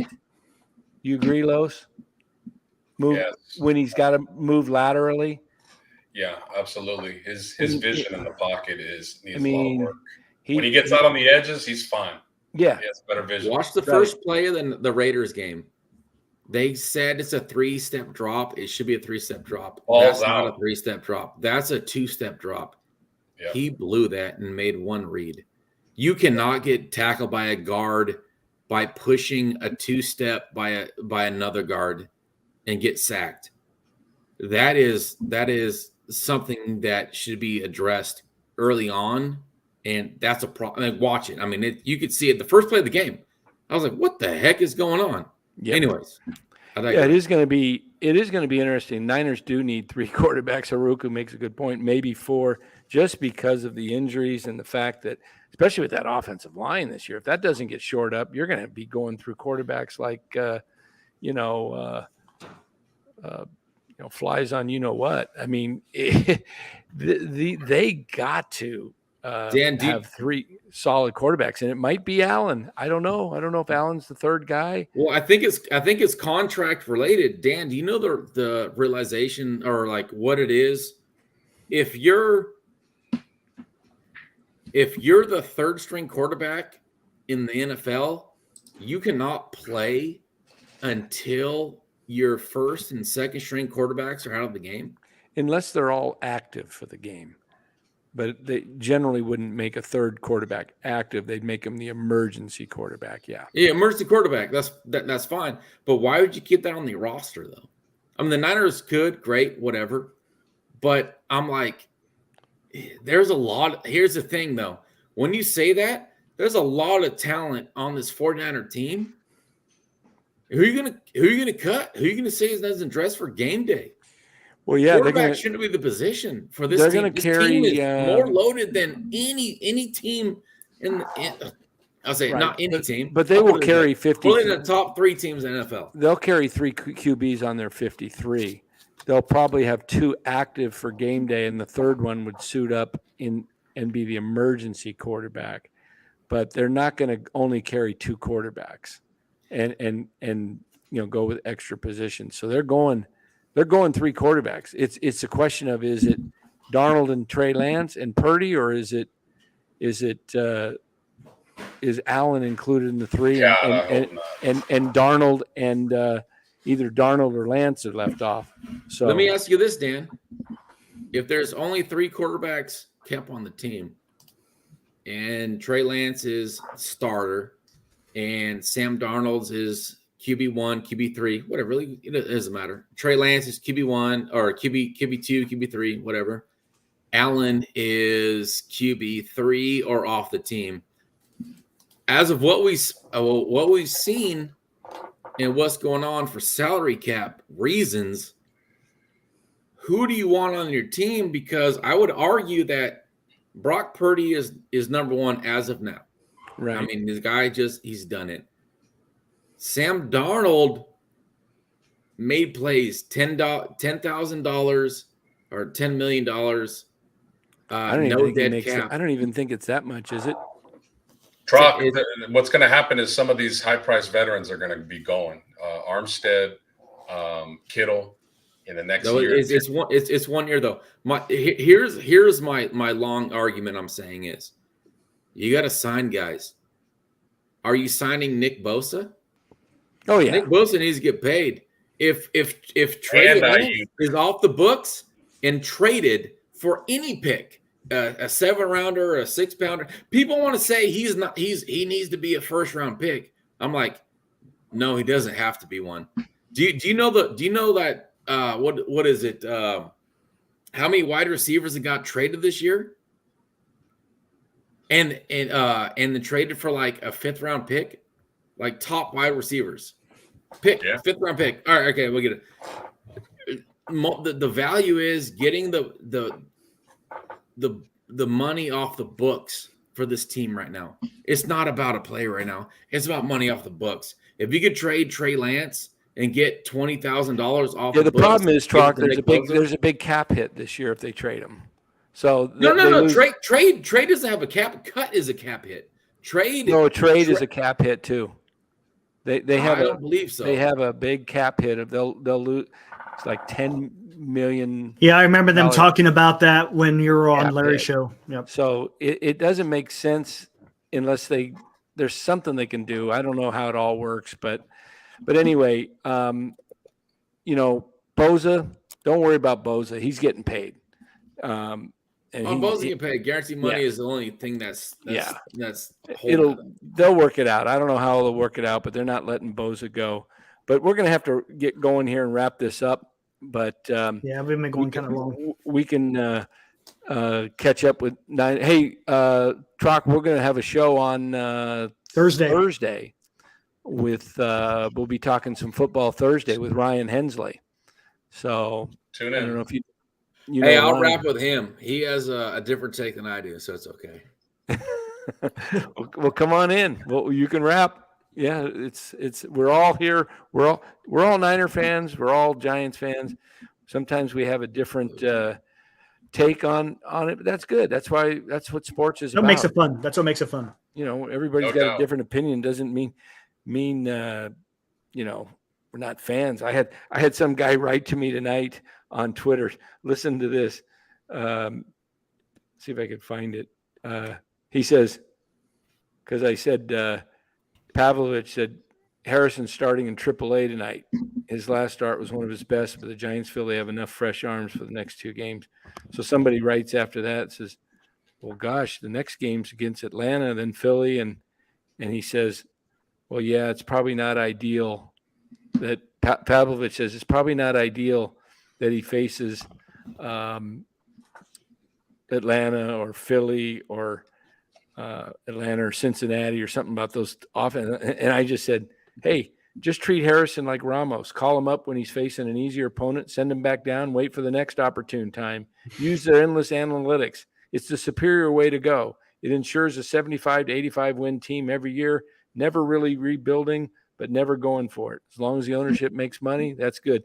I'm just being, obviously sarcastic. So some guy comes back and says, you're exhausting. We get it. You don't like anything about the Giants, even when they win. Same story every day. Boring, he says. I said, boring? ? Have you watched the Giants lately ? You like lots of strikeouts and 1 to 2 runs a game? Since when did telling the truth translate to not liking a team? This is what we get. Hear the truth, man. It's This is Twitter. sports. This is It's sports. Twitter. Everybody's got, just because you're critical of a team does not mean you don't like them. It's unbelievable. Hey, Dan, I tell you, I talk a lot of shit and I say things, and I just want to say you guys are the best Giants baseball coverage. That's why I come every night. I don't Appreciate watch it, Truck. every game. It's Right the on. truth. I don't watch every game. I'm doing things on whatever it is. When I come on, I get a great opinion, and it's no holds bar, and it's not bullshit. It's not a fucking organization of like, hey, look, we're a corporate fucking people. Fuck that. You guys give it real, and I appreciate that. Thanks, Chuck. Fuck the platoon. Like, this is like the fuck the platoon podcast, and I really appreciate that. I really do. I'm like, you guys bring me on. You don't have to bring me on, but I push back. I don't care, and I just love that there's a podcast out here that guys that are from the Bay that just want to cover sports, and I really do appreciate that. And then we can agree to disagree. Yeah. There's never a problem, but man, I love you guys, man. I really do. Thank you so much. Thank you, Truck. That's Thanks, awesome. Truck. Thanks for joining us. Bring your Expos hat next time you're on, man. We'll be back tomorrow night about 8. Hey, real quick, Truck, before you get out. Oh, yeah, go Best ahead. Yes, sir. wrestling finishing move. Best wrestling finishing move. Dude, I'm sinister, bro. I'm sinister, dude. You're not gonna like my deal. You know what it is? What is it? Well, it's fucking Chris Benoit. Chris Benoit. What did he have? The whole family. What was it? Crippler. That was a nasty move. Oh my God. That's brutal. Wow. Dad's like, I have no idea what's going on. No, Hey, we'll tell that's the worst thing I've ever said. I think I figured it and out. that is even the though worst without thing I've watching. ever said, dude. Yeah. Oh man. With that, you need to go. You need to go say some prayers, man. Take it easy. All right. Hey, thanks, Truck. There we go. Hey, thank All you. right. Is that the whole family? Is that the crotch move or something? no. We'll tell you post game. We'll tell you in the green Okay. room. Yeah. Okay. Oh, Okay. wow. So, does Robert Rothberg have a new name? Rothberg GPT? Or is this No, that's somebody AI else?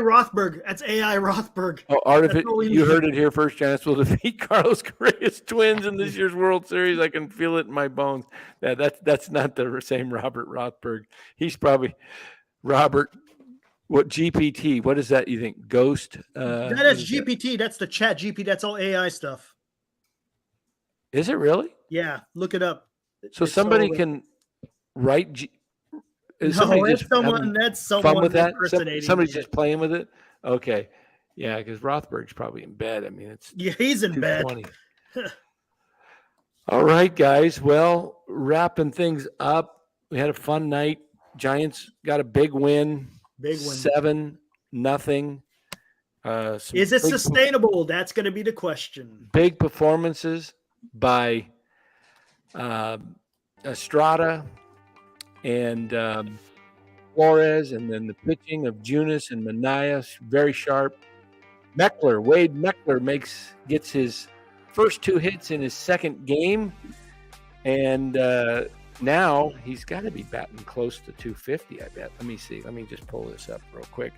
Wade Meckler.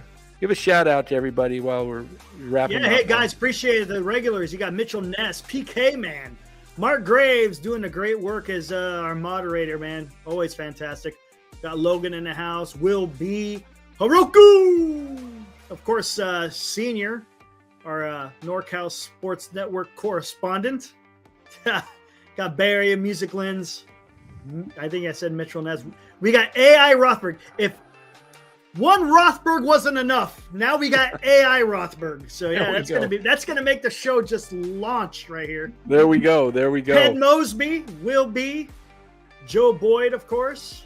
What else we got to keep scrolling up? These are the PK guys we've been Man. talking- Yeah, I already talked about All right. PK Man. Of course, Robert Rothberg, can't forget him. MF's probably was in there, and Trock, yeah, of course. MF, we Trock, had the of great course. Trock. Now, who And, else do we have up here? Oh my gosh, it's Hey, man, Bora, you got to say something, man. You've been quiet for a little bit. Close us out, Bora. What do you Liam. got? Final thoughts. Well, just see if we can carry on tomorrow.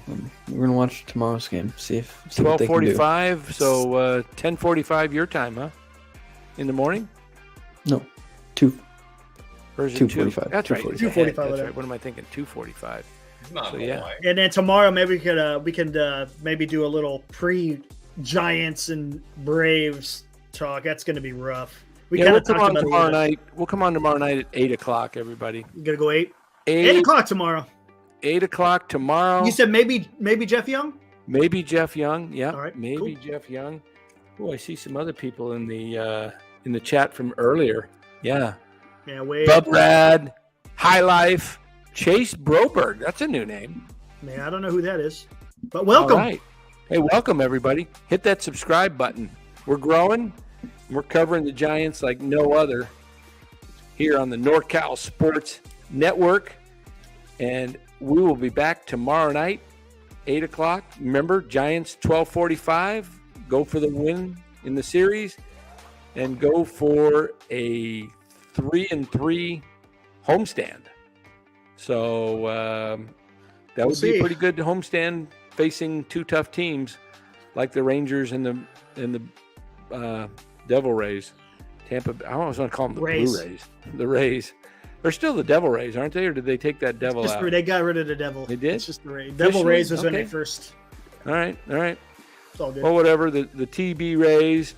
For Bora in Kansas City, his light's fading out. He's fading. He's about ready to nod off. For Los of the Montreal Expos, he kind of looks like Andres Galarraga there a little bit. Oh, look at that. The Look at big that. He's- cat. Hey, were you a lefty or a righty, Los? For some reason, Righty. I thought you. Really? Okay. Righty. Were you a power hitter? I was a line drive hitter. I practice what I preach. All right. Very good, man. Very good. Did you go to right field a lot? Right center? A lot. Ooh. Right center was where I went. That was where I'd hit with power. But if you hung a curveball to me, I would knock the crap out of it to left. You remind me of a guy with some power, but not a lot of big, not real big wheels. No, I was very fast. I was Really? in high school. I was only 175, 180 pounds. I was Okay. metro-like. Okay. I had a growth spurt when I got to be about 18. I went to 6'2", and then I hit the weights afterwards. But Okay. yeah, I was fast in high school. I think we got to. That's cool. I think we got to get Bora to grow a stash like Meckler, and we'll start calling him Bora Meckler. Bora Meckler? Yeah, I bet you Bora was a slap hitter with some speed. Yeah. Slap it into left field. No, I was a gap to gap hitter. Were you? Mhm. Line drive, gap to gap. Yep. Gap to gap, speed, turn it into a triple. Yep. Yeah, I could see him flying around. Hat falling off with that big fro. Yeah, you really thought I had no wheels? I'm hurt. Hey man, I was fast back in the day, man. Hey, it's kind of like if you looked at me and say I had no wheels either, man. Yeah, It's tough when you get older. I mean, back surgery, couple of knee surgeries, neck surgery, man. Goodness. Falling If only apart. there were videos back then, Dan, that we could actually show the skills. But Yeah, that was maybe I'll download some video highlights of my days in football and baseball and basketball, and we'll watch those on the show. We're trying to grow the channel, Dan. I gotta have my moment, man. Oh, man. Awesome. Hey, everybody. Thanks for joining. Appreciate all of you. Giants, big win. We give them credit when they deserve it, and we criticize them when they deserve it there, too. So you're going to get the real thing, the real McCoy on this NorCal Sports Network. You're not going to get fluff. We're not getting paid by the Giants to smoke stuff, blow stuff up your butts, So we're going to tell you like it is. And tonight, they played a heck of a ball game. Yes, they do. All right, everybody. We will see you tomorrow night at 8 o'clock. Hopefully, Jeff Young will be joining us. Until then, arrivederci. Cha-cha.